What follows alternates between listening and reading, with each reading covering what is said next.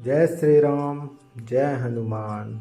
मित्रों, हनुमान जी को सिंदूर चढ़ाना या चोला चढ़ाना कैसे किया जाता है देखते हैं आज के इस वीडियो में।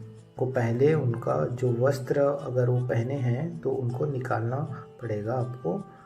और ये जैसे ये मूर्ति वाला हनुमान जी है हमारे घर में, उसमें जैसे ये जनेऊ वगैरह वो सब निकाल के आपको उनको मस्त स्नान कराना होगा।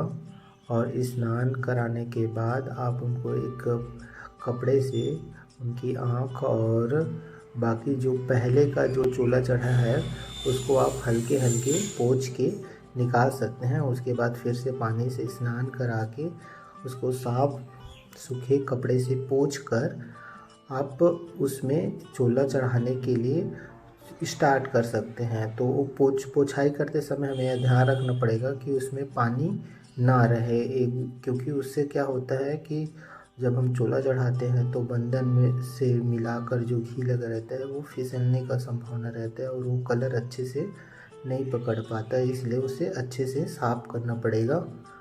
और साफ़ करने के बाद आप उनको थोड़े देर के लिए रोक सकते हैं ताकि वो सूख जाए, कुछ 2 मिनट के आसपास।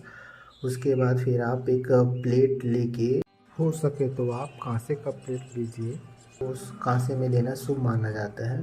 तो उस कांसे के बर्तन से आप घी और बंधन को धीरे धीरे ही मिलाएं, क्योंकि एक साथ बहुत सारे मिलाने पे आपको परेशानी हो सकती है।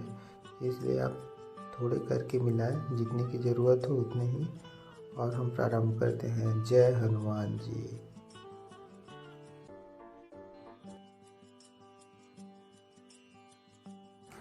मस्तक भाग से स्टार्ट करें और उसके बाद धीरे धीरे लगाते हुए पूरे शरीर में लगा लीजिए।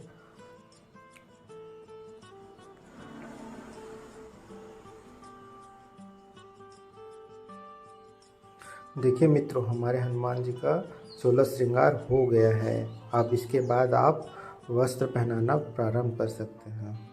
ये हनुमान जी का लंगोट है, इसको पहनाने के बाद जनेऊ पहना दीजिए।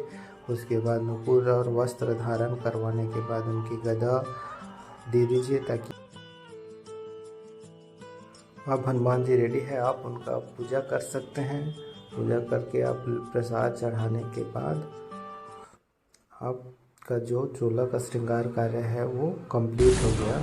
जय श्री राम। रुचिकर लीला राम भगत की, जय जय जय रघुनंदन राम, जय जय जय महाबली हनुमान।